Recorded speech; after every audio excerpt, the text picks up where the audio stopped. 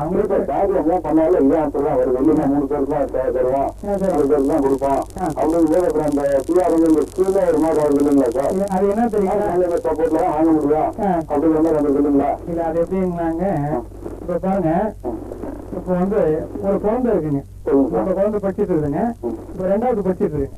அது வந்து அம்மா கிட்ட கேக்குது, அம்மா இதை இன்னைக்கு வந்து ஸ்கூலுக்கு போனோம், எனக்கு ஒரு 500 ரூபா கொடுன்னு கேக்குது. உடனே அம்மா என்ன சொல்லுவாங்க, அம்மா வந்து எதுக்குங்க 500 ரூபா, அதுக்குங்க 500 ரூபா அப்படின்னு கேட்பாங்க. சரிங்களா? உடனே கேட்டு சரி அவங்க கன்வின்ஸ் ஆகி அப்பா கிட்ட சொல்றாங்க, அப்பா ஓகேதுன்னு. நீங்க அந்த குழந்தை போய் அப்பாவை கேக்குது 500 ரூபா கொடுங்க டாடின்னு. உடனே டாடி என்ன சொல்றாரு, எதுக்குமா 500 ரூபா அப்படின்னு கேட்க அந்த குழந்தைய.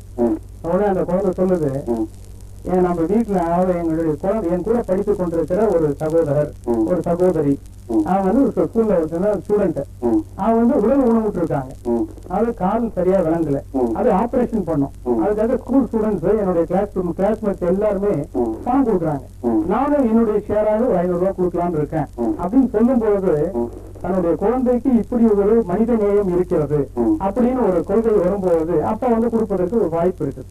இதுல என்ன பாத்தீங்கன்னா நம்ம கன்வின்ஸ் பண்ணுங்க பேங்கர், பேங்கருக்கு நான் ஒரு நல்ல ஒரு பயனாளி, நான் கடனை வாங்கி ஒழுங்காக திருப்பி செலுத்துவேன் ஏன் அப்படின்னு ஒரு நம்பிக்கையை ஊட்டுற மாதிரி பேங்கர் கூட அவங்க பேசணும். அவங்க கிட்ட அவங்க என்ன 3 நேரமா பேசணும். இப்ப நம்மளே சம்பாதிக்கிறாங்க, சம்பாதிச்சு வீட்டுல கொண்டு போய் சம்பளத்தை கொடுக்குறோம், நான் வீட்டுல சம்பளத்தை கொடுக்குறேன், வீட்டுல இருந்து ஆபீஸ் கிளம்பும் போது ஒரு 100 ரூபா கொடுமான்னு வீட்டுல கேட்கறாங்க, வீட்டுல கேட்கறாங்க, அவங்க எதுக்கு 100 ரூபான்னு கேட்கறான். எதுக்கு என்ன பண்ண போறீங்க, நீ தான் ஆபீஸ்ல வண்டியில போக போறீங்க, திருப்பி சாப்பாடுக்கு வந்துருவீங்க, எதுக்கு 100 ரூபாங்க, சரி ஒரு 50 ரூபா கொடுமான்னு கேட்கறேன். 50 ரூபா எதுக்கு கசினா சொல்றேன், உங்களுக்கு ராசியான நம்பர் ஒண்ணுதாங்களே, 10 ரூபா போதும், உங்களுக்கு 10 ரூபா வச்சுட்டு போங்க, ஏழு வழி எங்கேயே தொலைஞ்சு போச்சு அப்படின்னா போன் பண்ணுங்க, அப்ப நாங்க ஆள் அனுப்புறோம்ன்றாங்க. இது எப்படி என்ன நம்மளே சம்பாதிச்ச பணம் வீட்டுல குடுக்கறது, அதை குடுக்கறதுக்கே அவங்க 1008 கேள்வி கேட்கறாங்க. இது பேங்க்ல வந்துங்க அவங்க சம்பாதிச்ச பணம் கிடையாது. நம்பிக்கையா சொன்னா கூட பணம் இருந்து டெபாசிட் பண்ணா மட்டும்தான் லோனுங்கிறாங்க. அப்படி வரும்போது நல்லா பண்றவங்களும் ஆயிரத்தெல்லாம் போயிருவீங்களா? நம்பிக்கை தான் முக்கியம். அப்படின்னா நம்ம மனதுல இருந்தாலும் வந்து மேக்சிமம் 90% வந்து நல்லா பண்றவங்களுக்கு வந்து கிடைக்குதான் போயிருது இல்லைங்களா? கிடைக்காம போயிருது இல்லைங்களா? கிடைக்குதுங்க. நிறைய பேருக்கு கொடுத்துருக்கோம். நான் உங்களுக்கு நிறைய அந்த இதை கூட உதாரணத்தை கூட காட்ட முடியும். நல்ல அற்புதமா பண்ணிட்டு இருக்காங்க. நம்மளுக்கு வந்து மனதுல ஒரு தன்னம்பிக்கை திடம் இருக்கணுங்க. பேங்கர்கிட்ட பேசுறதுக்கு முன்னாடியே பேங்கர் வந்து கொடுக்க மாட்டாங்க ஒரு அவநம்பிக்கையோட நீங்க பேசுறீங்கன்னா அது நினைச்சாதுங்க. நம்ம எண்ணத்துல தான் இருக்கு. நான் இன்னைக்கு வந்து ஒரு பேங்க் மேனேஜர் அணுகுவேன், அவரிடம் நன்றாக பேசுவேன், அவர் எந்த நேரத்துல இருக்காரு. இப்ப வீட்டுல பேசும் போதுங்க அவங்க என்ன சமயத்தில் எப்படி மூடு இருக்காங்கன்னு தெரிஞ்சாதான் நம்ம அதுக்கு தகுந்த மாதிரி பேச முடியும். பேங்கர் பார்க்க போகும்போது சாயந்தரம் 3 மணிக்கு மேல ஃப்ரீயா இருப்பாங்க. அந்த 3 மணிக்கு மேல அவங்க கிட்ட போய் ஒரு கனிவாக ஒரு அற்புதமாக அணுகி நீங்க பேசுறீங்கன்னா அவங்க கண்டிப்பாக செய்வாங்க. பேங்கரும் நம்மள மாதிரி தாங்க, அவங்களுக்கும் 1008 பொறுப்புகள் இருக்கிறது. அதனால உங்களுக்கு கண்டிப்பாக உதவக்கூடிய வாய்ப்புகள் இருக்கு. நீங்க மனதை தளர வேண்டாம், கண்டிப்பாக உங்களுக்கு வெற்றி கிடைப்பதற்கு வாய்ப்பு. அந்த எஸ்எஸ்ஐ சர்டிபிகேட் அது எப்படி வாங்குறது, என்ன எதற்காக கொடுக்கப்படுறது? அதை ஒரு லைவ் இருக்கு சார். ஒரு நிமிஷங்க. அதாவது சிறு தொழில்ங்கிறதுங்க எந்த ஒரு நபருக்கும் தான் சுயமாக ஒரு தொழில் செய்ய வேண்டும் என்ற ஒரு எண்ணம். தற்காலிக சிறு தொழில் சான்றிதழ் விண்ணப்ப படிவம்னு ஒண்ணு கொடுக்குறோம். அது பிஎஃப் கார்டு இலவசமாக கொடுக்குறோம். அதை ஃபில்அப் பண்ணி கொடுத்தீங்கன்னா உங்களுடைய மனதில் இருக்கிறதே தெளிவுபடுத்தினா போதும். இருக்கிற பிரசன்ட் அட்ரஸ் கொடுத்தா போதும். இதுக்காக நீங்க வந்து ஒரு புதுசா இந்த அட்ரஸ் தான் தொடங்க போறோம் அப்படின்னு கொடுக்க அவசியம் கூட இல்லை. உங்க வீட்டு அட்ரஸ் கூட கொடுக்கலாம். உங்களுடைய எண்ணம் இது எப்படின்னா உடனே கொடுப்போம். இது வந்து பாஸ்போர்ட் மாதிரிங்க. இதை வச்சுதான் நீங்க சிறு தொழில சிட்கோல வந்து ஒரு பிளாட் வாங்கணும், இல்லைன்னா கடன் வாங்கணும், வங்கி கடன் வாங்கணும், இந்திரங்கள் வாங்கணும், டேம் லோன் வாங்கணும், ஒர்க்கிங் கேபிட்டல் வாங்கணும். எல்லாத்துக்கும் இது ஒரு முதல் ஒரு அடையாள சீட்டு மாதிரிங்க. அதனால சிறு தொழில் சாலையில இருந்து 3 நாட்களா நான் கொடுக்குறோம். நீங்க அப்ளை பண்ணி 3 நாட்களுக்குள்ளாக உங்களுக்கு கொடுக்குறோம். நீங்க உங்களுக்கு மிகவும் அவசரமாக தேவையா இருந்தால் காலையில கொடுத்தீங்கன்னா சாயந்தரம் கூட நாங்க அந்த சிறு தொழில் தற்காலிக சிறு தொழில் சான்றிதழை கொடுத்துடுறோம். இது தற்காலிக சிறு தொழில் சான்றிதழ். ஹலோ சொல்லுங்க பாத்தீங்க சார். வேலூர் சேலம் மாவட்டம் வேலூர் சார். நான் இங்க சேலத்துல கடையில இருக்கேங்க. பேர் வந்து சசிகுமார் சார். சசிகுமார். சொல்லுங்க சார். நான் வந்து ஐடிஐ வந்து 94, 96 முடிச்சிருக்கேன் சார். சொல்லுங்க. எங்க ஊர்ல வந்து பேங்க்ல வந்து லோன் இதை கேட்டா சுய தொழிலுக்கும் சிறு தொழிலுக்கும் லோனே கிடையாது சரிங்க அப்படின்றாங்க. சரிங்க நம்ம மாவட்ட தொழில் மையம் மூலமா ஏதாவது ஏற்பாடு இல்ல பண்ணுவோம். நீங்க அப்ளை பண்ணிருக்கீங்களா? அந்த மாதிரி பண்ணலைங்க சார். இல்லைங்க பிஎம்ஆர்ஓ திட்டத்தின் கீழ் வந்து ஓகே சார். நீங்க அப்ளிகேஷன் இது வாங்கி பூர்த்தி செய்து அப்ளை பண்ணிருக்கீங்களா? இன்னும் பண்ணலைங்க சார். அதாவதுங்க எப்படின்னா ம். நம்ம அதாவது ஒரு இடத்துல இருந்துகிட்டு ஓகே சார். அங்க போனா நடக்காது இங்க போனா நடக்கும் அப்படிங்கிற மாதிரி ஒரு அனுமானத்துல நம்ம செயல்பட முடியாது. கண்டிப்பா சார். நம்ம உடனே ஏதாவது ஓட்டர் பந்தயத்தில் நம்ம காலையில போனோம் அப்படின்னா ஓகே சார். நம்ம வந்து காலையில 5 மணிக்கு எந்திரிச்சு ஓகே அதை ஓடுறோம். ஓடும் போதுதான் உண்மையிலேயே அந்த அனுபவத்தை நாம பெற முடியும். கண்டிப்பா. நீங்க வந்து மாவட்ட தொழில் மையத்தை அணுகுங்க, ஓகே சார். விண்ணப்பத்தை பெறுங்கள், அதை பூர்த்தி செய்து அனுப்புங்க. அதுக்கப்புறம் நீங்க வந்து உங்களுக்கு எவ்வளவு சார் லோன் இந்த ஐடி இல்லைங்க 8வது மேல படிச்சிருந்தா போதும். Okay sir. 8வது மேல 8வது pass பண்ணிருக்கணுங்க. Okay sir.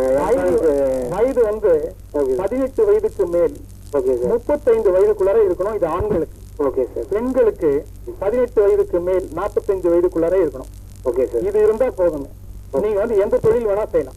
Okay sir. தொழில் அப்படின்னா நீங்க வந்து ஐடி பற்றி இருந்தா இப்படி இதுதான் தொழில் செய்யணும் அப்படின்றதே கிடையாது. Okay sir. எது லாபகரமாக இருக்கிறதோ ஓகே சார். எந்த தொழிலை நீங்கள் செய்து ஓகே சார். ஒரு லாபம் சம்பாதித்து ஓகே சார். அந்த பேங்குக்கு வங்கிக்கு திருப்பி கட்டக்கூடிய ஓகே சார். ஒரு வாய்ப்பு இருக்கிறதோ அந்த தொழிலை நீங்க செய்யலாம். கண்டிப்பா சார். அதனால நீங்க இந்த தொழில் தான் அப்படின்னு வச்சுக்காதீங்க. Okay sir. எந்த தொழில் வேணா செய்யலாம். Okay sir. நான் வந்து டிவி டெக்னீஷியனா இருக்கேன் சார். Very good sir.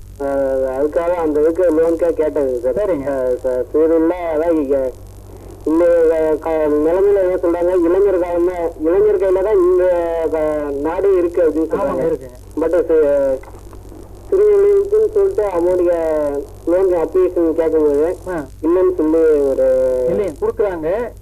அது ஃபர்ஸ்ட் அப்படி சொல்லுவாங்க. ஓகே ஃபர்ஸ்ட் நம்ம குழந்தை வந்து கேக்குதுங்க, ஓகே சார். ஒரு பொம்மை கேக்குதுன்னு வச்சுங்க, அப்ப என்ன சொல்லுவாரு, வேண்டாம் அப்படின்னு. ஓகே அப்படின்னு 2 தடவை நீங்க கேட்கணும். உங்களுக்கு உண்மையிலேயே அந்த ஆர்வம் இருக்கிறதா, அது தேவைப்படுகிறதா அப்படிங்கிறது தெரிஞ்சுக்கிறதுக்காக அது மாதிரி சொல்லுவாங்க. ஓகே ஃபர்ஸ்ட் அப்படிதான் சொல்லுவாங்க. கண்டிப்பா சார். அதனால நீங்க மனதை தளர விடக்கூடாது.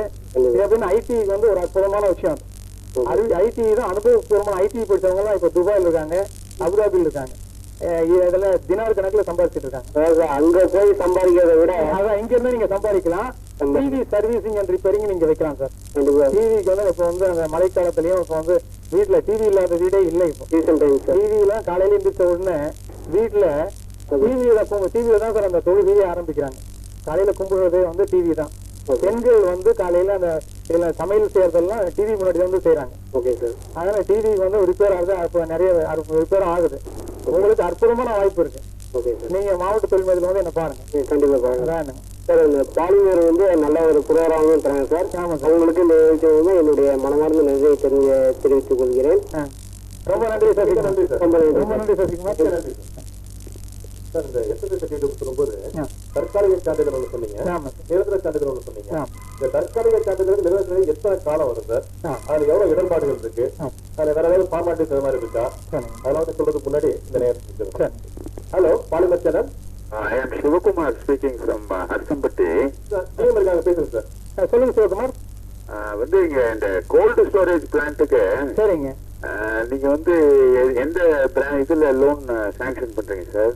எவ்வளவு குவாண்டம் ஆஃப் லோன் சாங்ஷன் பண்றீங்க? இல்லைங்க, கோல்டு ஸ்டோரேஜ் வந்து அது வந்து ஹெவி இன்வெஸ்ட்மெண்ட்டுங்க.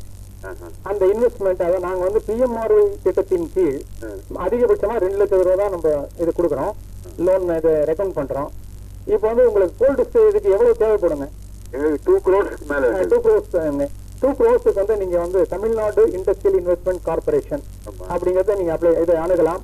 அப்படி இல்லை என்றால் small industries development bank of India,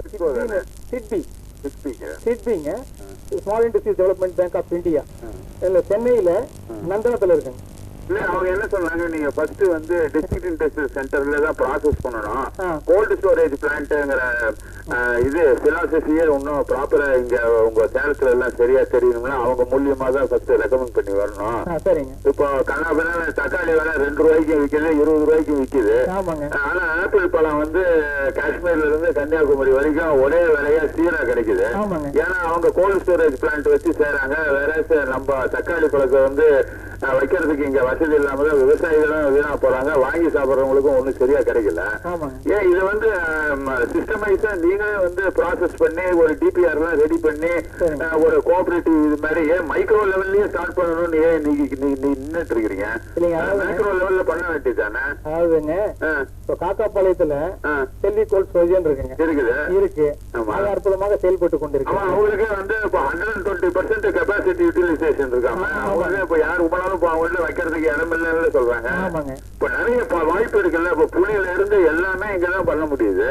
gold storage பிளான்ட்ங்கிற டெக்னாலஜியை நம்ம வந்து ஃபர்ஸ்ட் சேலத்துல இன்ட்ரோடியூஸ் பண்றது இந்த பால்ல ஏற்கனவே பண்ணிருக்காங்க சின்ன சின்ன லெவல்ல. அதே நம்ம ஏன் நீங்க வந்து பெருசா ஒரு கருத்தரங்கு மாதிரியாவது போட்டு மக்கள் எல்லாம் கூப்பிட்டு ஒன்னா பண்ணி செய்ய வேண்டியதானே சார்? கருத்தரங்கு போலாம்ன்றீங்க. ஆமா, நீங்க போடுறது gold storage plant is an important thing. அதனாலதான் பிரைஸ் வேரியேஷன் அதிகமா இருக்கு. இப்ப சேலத்துல பாத்தீங்கன்னா வெங்காயம் 5 ரூபாய்க்கு விற்குது, இப்ப 30 ரூபாய்க்கு விற்குது. தக்காளி வந்து 2 ரூபாய்க்கு விற்குது, 40 ரூபாய்க்கு விற்குது. Within span of 1 to 180 daysல.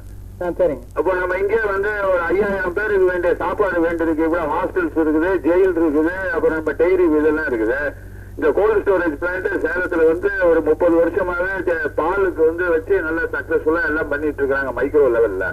இது ஒரு மேக்ரோ லெவல்ல நீங்க அவசியம் டிஸ்ட்ரிக்ட் சென்டர்லயே பண்ணலாமே. உங்களுக்கு நிறைய இடம் கூட இருக்கு. நீங்க 5 ரோட்ல இருக்கிற ஆபீஸ் தானே நீங்க? அங்க நீங்க ஒரு கருத்தரங்கு போடுங்க.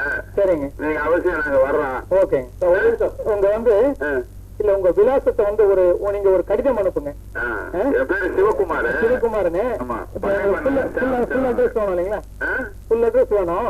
ஏன்னா அப்பதான் உங்களை கான்டாக்ட் பண்ண முடியும். இல்லன்னா நீங்க வந்து இதுல வந்து உங்களுக்கு இந்த வாய்ப்பு கிடைக்கும். இந்த மாதிரி இந்த ஜெனரல் இஷ்யூஸையே வச்சு கோல்ட் ஸ்டோரேஜ் பிளான்ட், அப்புறமேல வந்து இந்த ஹெர்பல் ப்ரொடெக்டிவ் சிஸ்டம்ஸ் இதெல்லாம் பண்ண சொல்லுங்க. நீங்க நல்லா எக்ஸ்பிளைன் பண்ணிட்டு இருக்கீங்க. Very thankful to you. நன்றி சார். நிகழ்ச்சி பத்தி ஒரு கருத்து என்ன sir? Very beautiful sir, very illustrative and innovative. இந்த ஃபீட்பேக் வருதுல, போன் பண்றத ப்ராப்பரா வந்து ஒரு மானிட்டர் மாதிரி ஒண்ணு போட்டு ரெக்கார்ட் பண்ணிடுங்க. ரெண்டாவது வந்து உங்க பாலிமர் இது வந்து ரொம்ப பியூட்டிஃபுல்லா செய்யுது. இன்னும் கொஞ்சம் கொஸ்டின் அண்ட் ஆன்சர்ஸ் நீங்களே கேட்கலாம். நாங்க கேட்கறத விட இப்ப பாத்தீங்கன்னா 3-4 கால் வந்து சம்பந்தம் இல்லாம குழந்தைங்க பண்ணிட்டு இருந்துச்சு. நீங்க இன்ட்ரூட் பண்ணி டைரக்டா பண்ணிட்டு ஒரு தனி மானிட்டர் போட்டு வர்ற கால் எல்லாம் ரிசீவ் பண்ணுங்க. த்ரூ 24 ஹவர்ஸுக்கும் பண்ணுங்க. அப்ப இந்த டைம்ல நீங்க வந்து எடிட் பண்ணி கொடுங்க. நாங்க பேசுறதோட நீங்களே பேச நல்லா இருந்தா நாங்க யாரும் பேசுறதில்ல சார். இல்ல அது கரெக்ட் பண்ண சமயத்துல நீங்க கொஞ்சம் எடுத்து கொடுக்கணும்ல. அப்ஜெக்டிவ் அன்னைக்கு மேயர் போட்ட அன்னைக்கு கரெக்டா குப்பையில இருந்து மின்சாரம் தயாரிக்கிற திட்டத்தை அவர் டைரக்டா எடுத்தாரு. அது அப்புறம் மத்தவங்க யாரும் ஃபாலோ பண்ணல. இப்ப இங்க கூட இவங்க வந்து டைரக்டிவ் ஃபோர்ஸா இருந்து சில கைட்லைன்ஸா கொடுக்கணும். டிஸ்ட்ரிக்ட் இண்டஸ்ட்ரியல் சென்டர் கொடுப்பாங்க சார். ஆமா, இப்ப இந்த குப்பையில இருந்து மின்சாரம் தயாரிக்கிற திட்டத்துக்கு நிறைய want to engage micro level connectors. அவங்களுக்கு வந்து ஒரு 1 லட்சம் ரூபாய் வரைக்கும் கூட நீங்க லோன் கொடுக்கலாம். அவங்க ஜஸ்ட் இந்த கனெக்ஷன், மொபைல் லைன்ஸ், சின்ன சின்ன ஐசோலேட்டட் தொகுப்பு வீடுகள் இருக்கு பாருங்க. ஒரு ஏரியால state bank colony, LIC colony, நம்ம பழனிப்பா நகர், இந்த மாதிரி இருக்கிற இடத்துல சின்ன சின்ன பீப்புள் எல்லாம் வர்றாங்க. அவங்களுக்கு எல்லாம் கைட்லைன் பண்ண சொல்லுங்க. சரி சார், நன்றி சார். ஓகே.